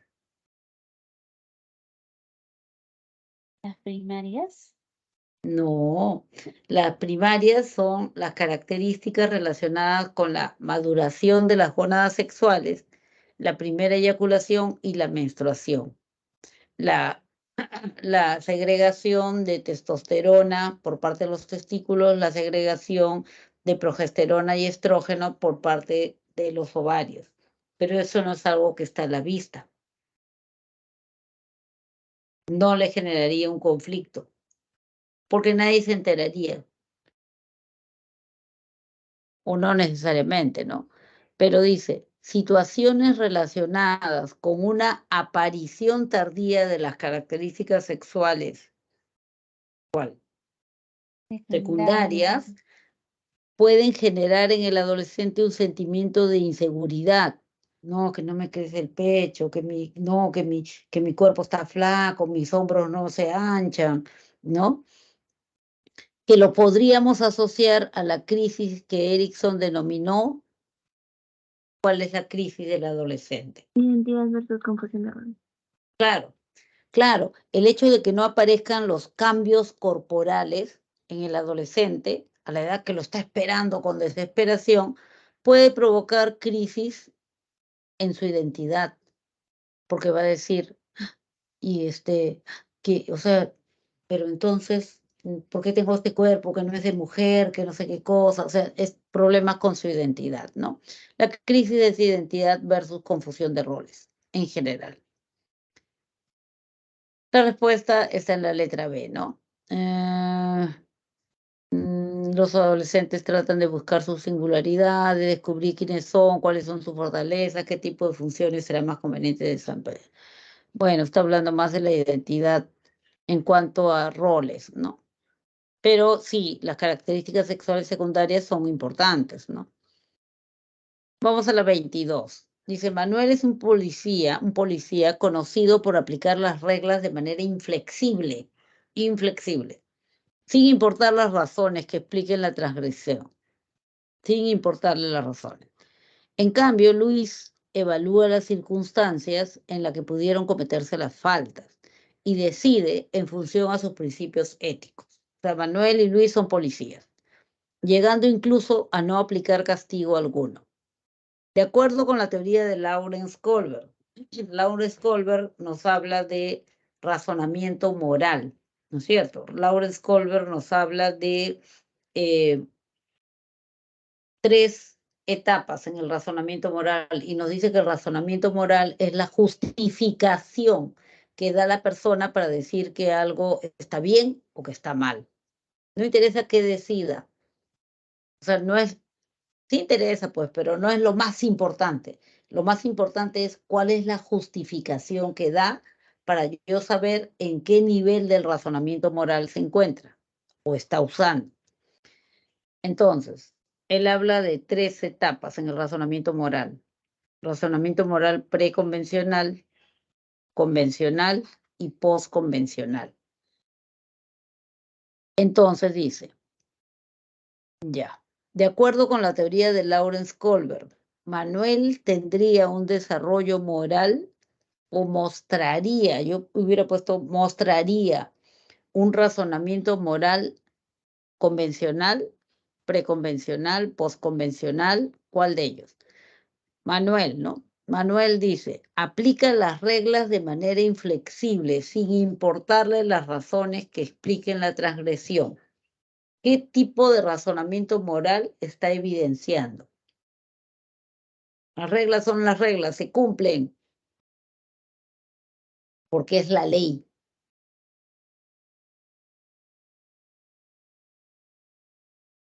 Porque es lo que la sociedad espera que hagas. Preconvencional. Es Convencional. convencional, claro. La ley y el orden es lo que vale. Mantener el orden respetando las leyes. Las leyes están para cumplirlas, porque la sociedad es yo tengo que estar, es convencional porque yo tengo que estar de acuerdo, o sea, está bien lo que está de acuerdo con la convención, con lo que la sociedad espera que tú hagas, que cumplan las reglas. La sociedad te dice qué debes hacer con las leyes. Entonces, el primero es convencional. Y el segundo dice, Luis evalúa las circunstancias en las que pudieron cometerse las faltas y decide en función a sus principios éticos, llegando incluso en algunas ocasiones a no aplicar el castigo. Evalúa las circunstancias. Se fija si está de acuerdo con sus principios éticos o no, ¿no? Con sus valores, sus principios universales. ¿Qué tipo de razonamiento moral utilizó? Postconvencional. Postconvencional, claro, ni vuelta que dar. Utilizó un razonamiento moral postconvencional. En el razonamiento moral postconvencional, el sujeto se guía por los valores, por los principios universales. Entonces, por eso dice, analiza la situación y luego ve, ¿no?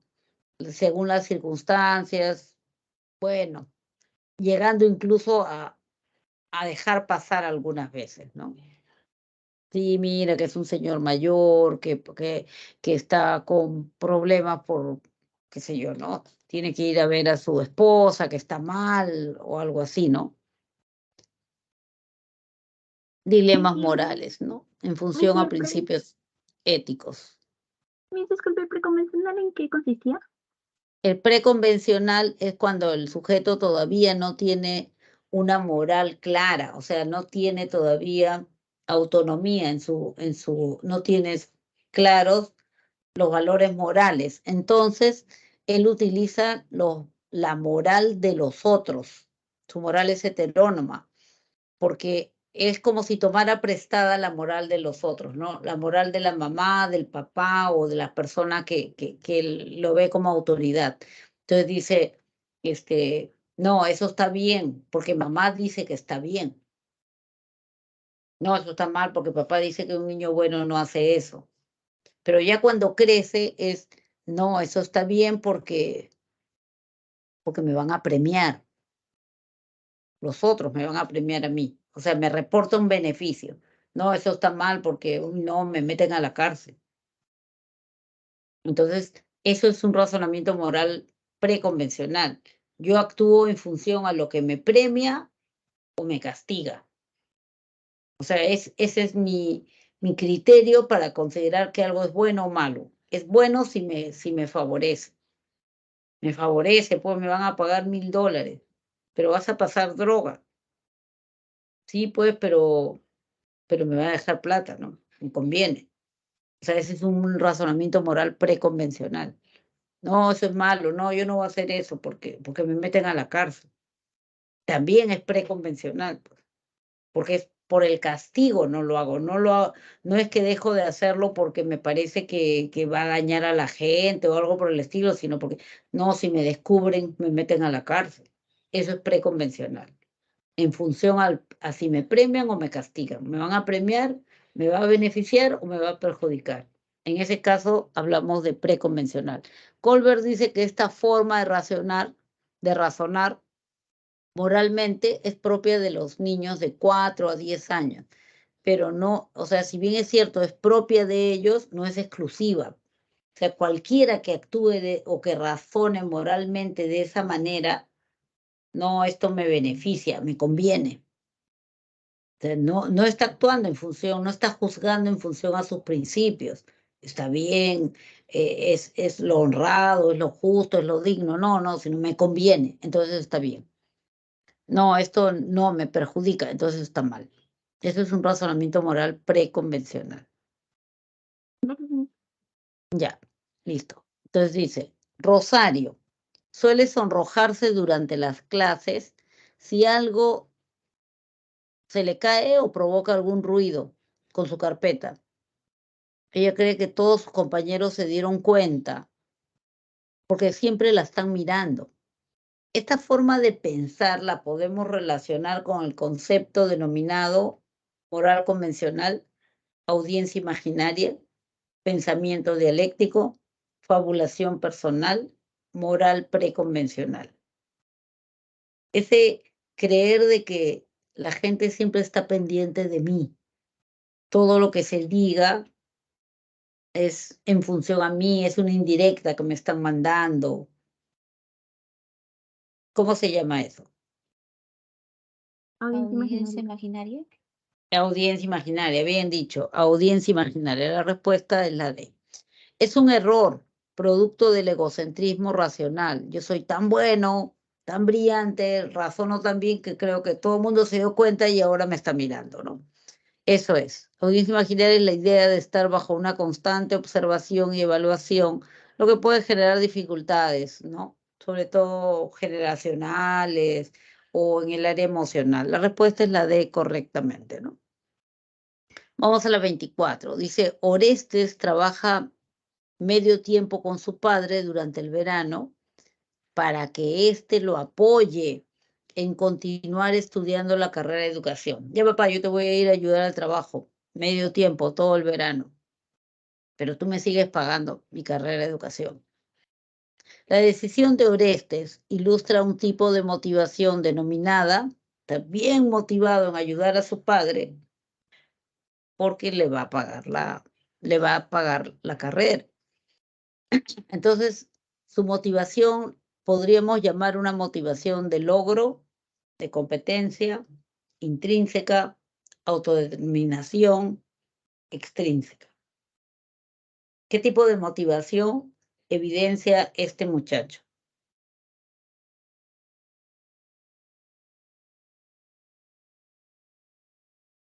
Bien motivado en irme a trabajar con mi papá, mediodía, todo el verano. Hoy sí le gusta, parece, ¿no? Está bien motivado, sí, está bien motivado, porque el papá le ha dicho de que si él lo ayuda todo el verano, le va a pagar su carrera.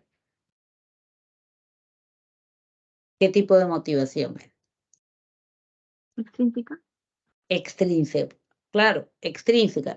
La motivación extrínseca es la motivación que se rige por los principios de reforzamiento. ¿Ya? Es la que se va a tener un reforzamiento. O sea, está bien motivado, sí, está bien motivado, pero no por la acción misma, no porque le guste hacer el trabajo, ahí hubiera sido intrínseca, sino por lo que va a recibir. Eso es extrínseca. Por la consecuencia de su acción, esa es motivación extrínseca. La respuesta es la E. Vamos a la 25. Antígona es una diseñadora de muebles que ha decidido dedicarse al diseño de lámparas ornamentales, después de las reiteradas congratulaciones que recibió por sus primeros diseños.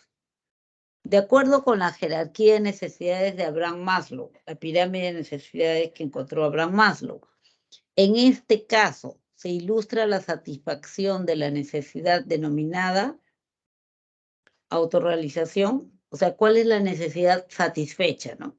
Porque dice, en este caso se ilustra la satisfacción de la necesidad denominada autorrealización, competencia, autodeterminación, afiliación, estima.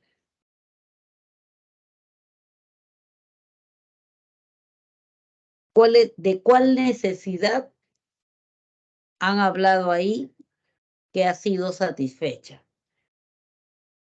Es una diseñadora de muebles que ha decidido dedicarse al diseño de lámparas ornamentales después de las reiteradas congratulaciones que recibió por sus primeros diseños.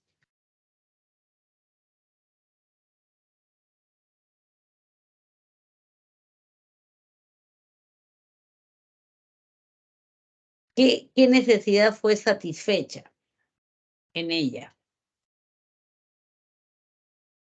Esas reiteradas congratulaciones que recibió, ¿qué necesidad satisfacieron? ¿Estima? Estima, pues, claro. La necesidad, o sea, en este caso se ha ilustrado la satisfacción de la necesidad de estima. La necesidad de estima implica la obtención de reconocimiento sobre la base del logro personal. La respuesta efectivamente está en la letra E. Vamos a la siguiente. Los estilos de comunicación, dice, determinan la calidad de interacción social. El estilo de comunicación. Comunicación agresiva, pasiva, pasivo-agresiva, asertiva. Determinan la calidad de la interacción social. Identifique el valor de verdad, verdadero o falso, en las siguientes proposiciones relacionadas a ellos, a los estilos de comunicación. El estilo pasivo-agresivo implica una agresión inocua. Segunda proposición. El estilo asertivo puede evidenciar una autoestima baja. Tercera proposición. El estilo pasivo favorece la manipulación por parte de otros. Vamos a ir calificando ya. El estilo pasivo-agresivo implica una agresión inocua. ¿Qué dice? ¿Qué es inocua? Ah, sabía que iban a preguntar eso. Eso es importante que conozcan. Inocua significa que no te daña, que es indiferente, que no te afecta para nada. El estilo agresivo implica una agresión inocua.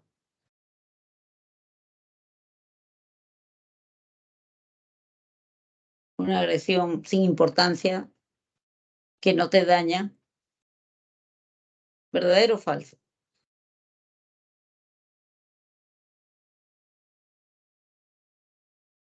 Ya te dije, ¿ah? Vamos a buscar si quieres. Inocua.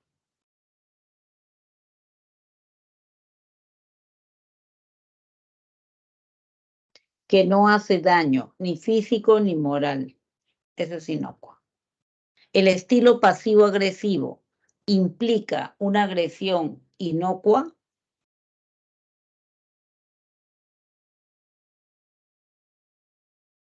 Escucho. ¿Verdadero o falso? ¿Podría decirse como oculta? No, que no, inocua significa que no te hace daño. el estilo pasivo-agresivo de comunicación implica una agresión que no te daña,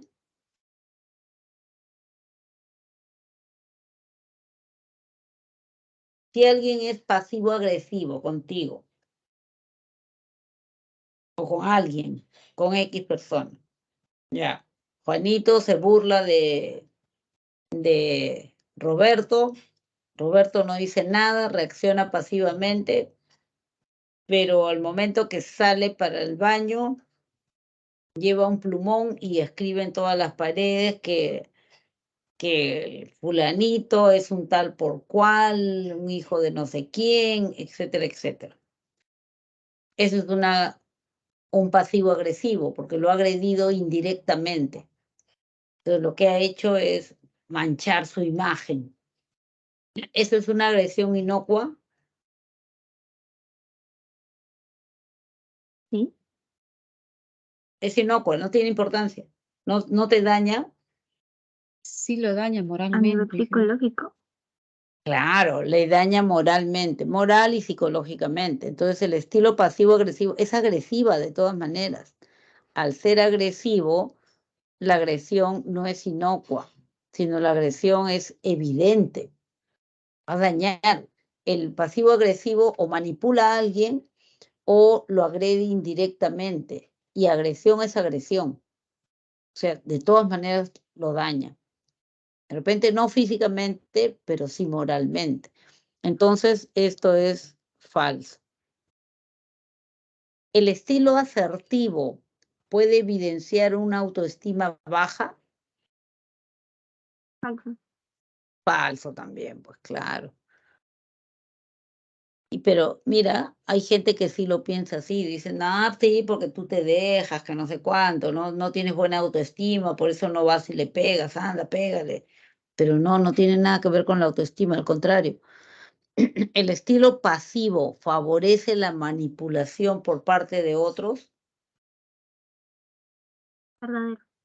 Eso es verdadero. Verdadero. Claro que sí.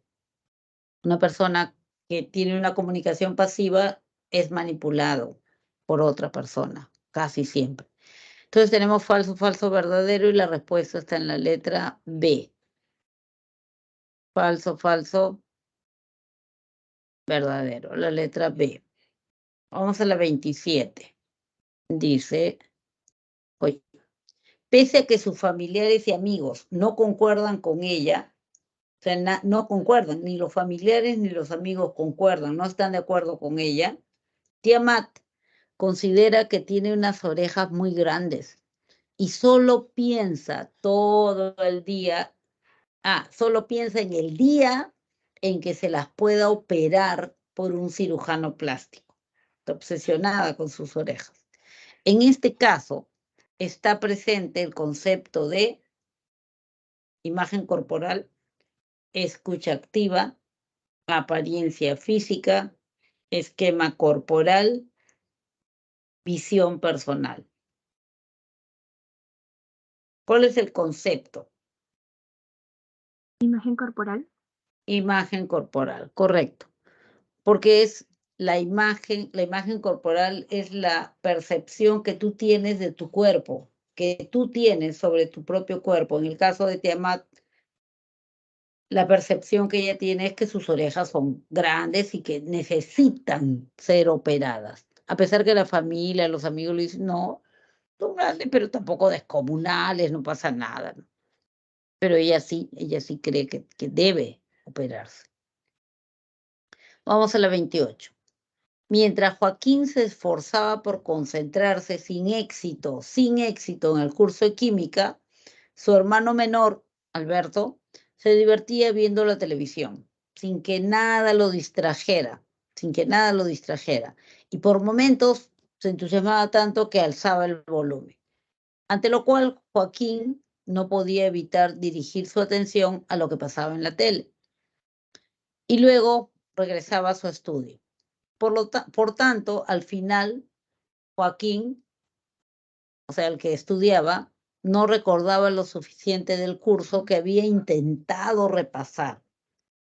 En base a este caso, Identifique el valor de verdad de las siguientes proposiciones. Ya. Joaquín estudiaba, Alberto veía televisión, se entusiasmaba y subía el volumen. Ya está. Y Joaquín se distraía mirando cuando subía el volumen. Alberto, el chiquito, evidencia una atención de tipo dividida y voluntaria, ¿verdadero o falso? Falso. Falso. Él estaba más bien con su atención sostenida, ¿no? Joaquín presenta una atención de tipo sostenida y voluntaria. Falso. Falso, pues, porque cuando subían el volumen se ponía a mirar la tele. Joaquín presenta una atención de tipo dividida e involuntaria. Verdadero. Ahí sí, ¿no? Entonces tenemos falso, falso, verdadero y la respuesta, la letra B. Sí, la respuesta es la letra B. Vamos a la 29. En un concierto de rock, Juana corea una canción, canta una canción, su canción preferida del grupo de antaño que estaba tocando. Era música del recuerdo.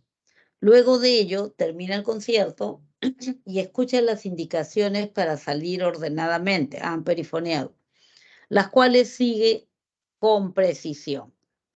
Del caso descrito, podemos afirmar que Juana pudo corear su canción favorita gracias a su memoria, mientras que pudo seguir las indicaciones de salida con el apoyo de su memoria.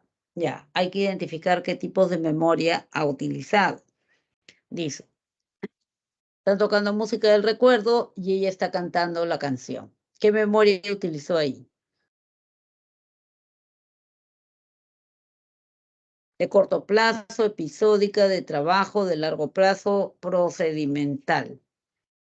Largo plazo, porque dice de antaño. Claro, puede ser de largo plazo. ¿Alguna otra alternativa que pudiera ser también posible?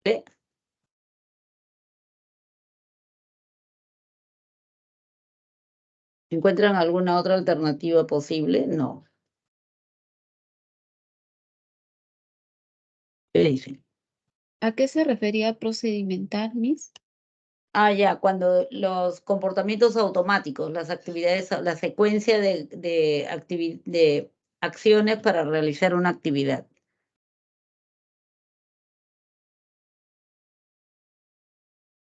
Pudiera ser episódica, pudiera ser, porque si coreo una canción, sí, pues estoy utilizando memoria a largo plazo, tienes razón, pero estoy utilizando dentro de la memoria a largo plazo mi memoria episódica, porque si yo sé la canción me recuerda, ¿no?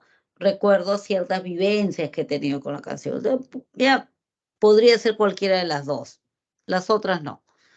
Mientras que pudo seguir las instrucciones de salida, o sea, las indicaciones que le perifonearon, con apoyo de su memoria remota o de corto plazo. Me acaban de dar las indicaciones y yo, de corto plazo, pues claro que sí. Claro, entonces la respuesta correcta es la letra E. Porque ni modo, no es memoria remota, porque no es algo que lo tengo guardado, es algo que me acaban de decir. Esto está en mi memoria operativa de corto plazo y la respuesta es la letra E, efectivamente, ¿no? Vamos a la 30. Dice, Carlos es un ingeniero exitoso, pero recientemente ha concluido su matrimonio. Se separó. Considera que va a ser imposible acostumbrarse a su nueva vida, por lo que ahora, cuando tiene que tomar decisiones en su trabajo, duda en exceso. En dicho caso, podemos identificar que el factor desencadenante del, y hay que averiguar qué cosa es lo que le está pasando, es de tipo, para saber cuál es el tipo de factor desencadenante, y su impacto se está evidenciando en la dimensión. ¿En qué dimensión estoy viendo los síntomas? De nuevo, Carlos es un ingeniero exitoso, pero recientemente ha concluido su matrimonio. O sea, se separó. y considera, o sea, él piensa, va a ser imposible acostumbrarse a esa nueva vida. Él piensa eso, ¿no? Por lo que ahora, cuando tiene que tomar decisiones en su trabajo, duda en exceso. En dicho caso, podemos identificar que el factor desencadenante ¿del qué? Del eustrés, distrés, trastorno, eustrés, distrés. ¿Qué dice? Listo. Distrés, claro. Entonces puede ser la B, puede ser la E. Que el factor desencadenante del distrés es de tipo, ¿qué es lo que ha desencadenado su distrés? Ah, la separación, el matrimonio. Psicológico. Psicológico, ya punto para acá arriba, es de tipo psicológico, no es cognitivo, definitivamente no es cognitivo.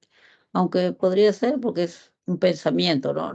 No voy a poder, puede ser, todavía está pendiente. Y su impacto se está evidenciando en la dimensión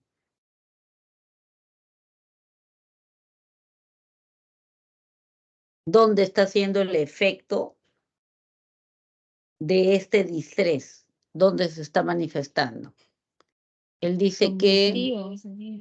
cuando tiene que tomar decisiones en el trabajo, duda en exceso. Su impacto se está evidenciando en la dimensión, lo dijiste, creo. Cognitivo, porque es dentro del mismo. Claro, es toma de decisiones. La toma de decisiones es un proceso cognitivo. La respuesta correcta es la B. Sí, acá hubiera Es podido que ser también, hubiera podido ser cognitivo. Dentro de lo psicológico cognitivo sí hubiera podido ser. Aunque cuando les hablan de factores estresantes, solamente mencionan 3 tipos de factores estresantes: biofísicos, laborales, psicológicos. Entonces, por eso la B también. Pero es que era el estrés. el eustrés, el eustrés es el estrés bueno, digamos. Es el estado de alerta, de tensión, pero que porque tienes buenos mecanismos de afrontamiento, tú agarras toda esa sobrecarga de energía y la usas para solucionar el problema. Ya está, y se acabó la angustia. O sea, cuando tú te, te tensas, tu organismo empiezas a trabajar de manera acelerada. Entonces, hace funcionar tu sistema nervioso simpático, en mayor o menor medida. Vamos a suponer que en poca medida, ya. Entonces, así. Tu pupila se dilata, tu corazón late más rápido, fluye más sangre, tu ventilación también aumenta, ya. Pero si tú utilizas toda esa sobrecarga de energía, ese estado de alerta para hacer más resúmenes, corregir, investigar más, como que estás más en alerta para todo, captas más detalles, todo lo demás, ya pasó, gastaste la energía y solucionaste tu problema, mejoraste tu rendimiento. Pero si el estrés es, o sea, la situación que provoca el estrés es demasiado larga o demasiado fuerte, o simplemente tú lo percibes así, entonces ya se produce una situación de distrés porque más bien te daña, ¿no? O sea, esa sobrecarga de energía no te deja dormir, porque ¿quién puede dormir en estado de alerta? No te deja dormir. Tu corazón late tan fuerte que ya te provoca dolor en el pecho, ¿no? Entonces, esas cosas te sube la presión, te aumenta la glucosa en la sangre, tu digestión es mala, te provoca gastritis, etcétera, etcétera. En ese caso hablamos pues de un distrés, no lo has podido corregir, ¿no? La respuesta es la B. ¿Podría explicar lo del performance? ¿Lo de qué? Lo del performance. También estaba en el tema del estrés. No te entendí. Performance o performance. Estaba en la tablita del eustrés y el distrés. En ese gráfico, Sí, en el gráfico. No, pero ahí fundamentalmente a lo que se refiere es que al comienzo, o sea, cuando está empezando y ese estrés la palabra de repente más propia, más precisa, ya, tú puedes avanzar, avanzar, avanzar hasta llegar al punto en que ya rindes lo mejor, utilizas a través de tu mecanismo de afrontamiento, utilizas toda esa sobrecarga de energía y solucionas el problema. Probablemente ahí sí han puesto la palabra performance, se está refiriendo al hecho de que puedas tener un buen rendimiento, o sea, performance como sinónimo de rendimiento. Pero cuando ya es demasiado grande el estrés, arruina tu performance, o sea, arruina tu rendimiento. Pero si no, te va a llevar a que tú tengas el mejor rendimiento o el mejor performance, ¿no? Ya, acá. Pero si se sobrepasa, ya más bien tu rendimiento empieza a decaer. Generalmente la palabra performance se utiliza como sinónimo de rendimiento. Vamos a la Bueno, siguiente. ¿y el trastorno ya sería cuando no logras manejarlo, Miss? Cuando ya El se vuelve una trastorno enfermedad. no necesariamente, no necesariamente. Sí puede haber digamos que un desajuste de personalidad, pero un trastorno de personalidad, a pesar de que el origen no es súper claro, a pesar de que no es súper claro, sí se ve que ah, en muchos casos hay una predisposición, pero predisposición no significa que necesariamente tú vas a hacer un trastorno de personalidad. Solo el sujeto desencadenará un trastorno cuando la situación en la que viva funcione como un detonante. Entonces, por eso el trastorno de personalidad es algo difícil de diagnosticar, porque no siempre es claro, o sea, no sabes exactamente por dónde va el origen, pero parecería que son estas dos cosas, ¿no? O sea, es por un lado el trastorno en sí y por un lado la predisposición y por otro lado la situación, donde el sujeto de repente no ha desarrollado mecanismos de afrontamiento o de repente no cuenta con los mecanismos de afrontamiento o la situación es demasiado fuerte, demasiado estresora, que no permite que el sujeto pueda utilizar sus mecanismos y salir airoso. No lo deja. ¿Por qué? Porque es una situación estresante demasiado larga por mucho tiempo o demasiado potente. ¿Ya? Entonces, en esos casos se detona, ¿no? Se produce el trastorno de personalidad. En otros casos no. Simplemente es como una tendencia, como una predisposición, como tenemos a veces predisposición para ciertas enfermedades, pero que no desencadenan. ¿Por qué? Porque tú te cuidas, o sea, de repente tienes parientes que han sido diabéticos, pero tú te cuidas y siempre estuviste cuidado, ¿no? Y te acostumbraste a no consumir mucho dulce y a cuidarte, tomar mucho líquido además, y eso hizo que nunca hicieras un cuadro de diabetes. O tienes predisposición para la hipertensión, pero no desencadenas la enfermedad. Igualito pasa con los trastornos de personalidad. Bien, ahí tienen la clave de respuestas de las 55, ya resolvimos 25. El resto ya, ustedes aplíquenselo como si fuera un examen, sin mirar nada, y luego ya corrigen con este cuadrito, ¿no? Y eso sería todo de mi parte. Muchísimas gracias por estar ahí. Felicitaciones. Siempre creo que se las estuve dando y ahora con mayor razón.